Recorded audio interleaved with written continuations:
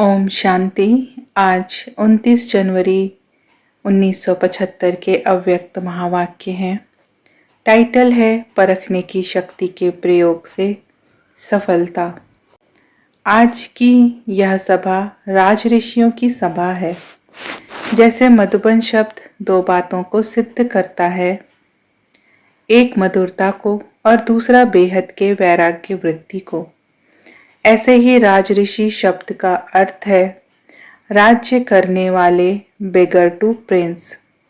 जितना ही अधिकार उतना ही सर्व त्याग। सर्व त्यागी अर्थात समय के ऊपर, संकल्प के ऊपर, स्वभाव और संस्कार के ऊपर अधिकार प्राप्त करने वाले। जैसे चाहें वैसे अपने समय, स्वभाव और संस्कार को परिवर्तन कर सकें, अर्थात जैसा समय वैसा अपना स्वरूप व स्थिति धारण कर सकें।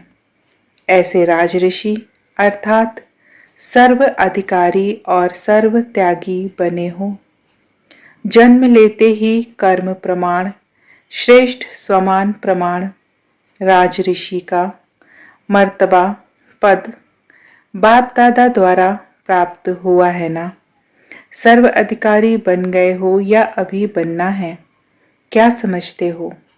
आप सबका विशेष नारा कौन सा है?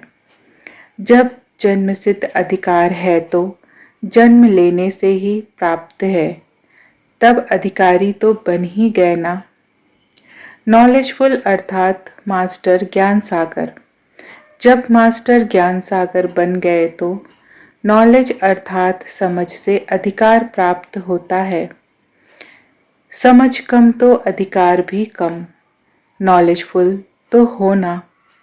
अब लास्ट स्टेज क्या है उसको जानते हो? कर्मातीत बनने की स्टेज की निशानी क्या है? सदा सफलता मूर्त। समय भी सफल, संकल्प भी सफल, संपर्क और संबंध भी सदा सफल। इसको कहते हैं सफलता मूर्त। ऐसे सफलता मूर्त बनने के लिए वर्तमान समय प्रमाण विशेष कौन सी शक्ति की आवश्यकता है, जिससे कि सब बातों में सदा सफलता मूर्त बन जाएं? वह कौन सी शक्ति है? सर्व शक्तियां प्राप्त हो रही हैं, फिर भी वर्तमान समय प्रमाण विशेष आवश्यकता परखने की शक्ति की है। अगर परखने की शक्ति तीव्र है तो भिन्न भिन्न प्रकार के आए हुए विघ्न, जो लगन में विघ्न बनते हैं, उन विघ्नों को पहले से ही जानकर उन द्वारा वार होने से पहले ही उन्हें समाप्त कर देते हैं। इस कारण व्यर्थ समय जाने के बदले समर्थ में जमा हो जाता है। ऐसे ही सेवा में हर एक आत्मा की मुख्य इच्छा और उसका मुख्य संस्कार जानने के कारण उसी प्रमाण उस आत्मा को वही प्राप्ति कराने के कारण सेवा में भी सदा सफल रहते हैं। तीसरी बात यह है कि दूसरों के संबंध में आने का जो मुख्य सब्जेक्ट है, उसमें भी हर एक आत्मा के संस्कार तथा स्वभाव को जानते हुए उसी प्रमाण उसे सदा संतुष्ट रखेंगे। चौथी बात है समय की गति।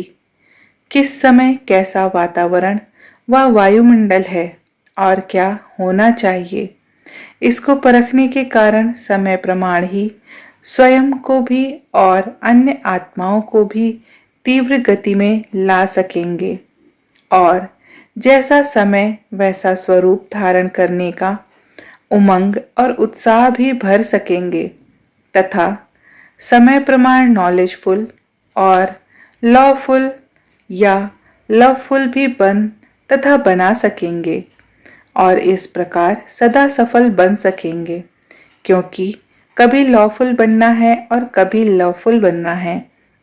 इसलिए यह परख होने के कारण सदा सहज ही सफल रहेंगे। ऐसे सफलता मूर्त के सामने प्रकृति व परिस्थिति भी दासी बन जाती है, अर्थात वे प्रकृति और परिस्थिति के ऊपर सदा विजयी बनते हैं। वे प्रकृति व परिस्थिति के वशीभूत नहीं होते। ऐसे विजयी को ही सदा सफलता मूर्त कहा जाता है। इसके लिए 3 स्वरूप से बाप की बात याद रखो। तीनों स्वरूप अर्थात निराकार, आकार और साकार। जैसे 3 संबंधों में सतबाप, सत शिक्षक और सतगुरु की शिक्षाएं स्मृति में रखते हो, वैसे ही 3 स्वरूपों से 3 मुख्य बातें स्मृति में रखो। इन 3 स्वरूपों से विशेष 3 वरदान कौन से हैं? निराकारी स्वरूप की मुख्य शिक्षा का वरदान कौन सा है? कर्मातीत भव। आकारी स्वरूप अथवा फरिश्तेपन का वरदान कौन सा है? डबल लाइट भव। डबल लाइट अर्थात सर्व कर्म बंधनों से हल्के और लाइट अर्थात सदा प्रकाश स्वरूप में स्थित रहने वाले। तो आकारी स्वरूप का विशेष वरदान है डबल लाइट भव। इससे ही डबल ताजधारी भी बनेंगे। साकार स्वरूप का विशेष वरदान कौन सा है? साकार स्वरूप का विशेष वरदान है साकार समान निरहंकारी और निर्विकारी भव। ये 3 वरदान सदा स्मृति में रखने से सदा के लिए सहज ही सफलता मूर्त बन जाएंगे। समझा? बाप दादा से भी बच्चे शक्तिमान हैं, क्योंकि वे सर्वशक्तिमान को प्रत्यक्ष करने के निमित्त बने हैं। क्या वे ज्यादा शक्तिमान नहीं हैं? सर्वशक्तिमान को सर्व संबंधों से अपना बना देना व अपने स्नेह की रस्सी में बांध लेना, तो क्या ज्यादा शक्तिमान नहीं हुए?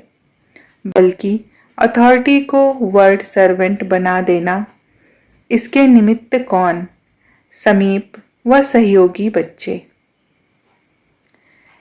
ऐसे सर्वश्रेष्ठ सदा बाप दादा को हर कर्म और हर कदम द्वारा प्रख्यात करने वाले, हर आत्मा को बाप के साथ मिलन मनाने के निमित्त बनाने वाले, सदा बाप और सेवा में लवलीन रहने वाले, लक्ष्य और लक्षण को समान बनाने वाले, साक्षात बाप समान बन सर्व को बाप का साक्षात्कार कराने वाले, ऐसे लवफुल और लॉफुल आत्माओं के प्रति बाप दादा का याद प्यार और नमस्ते।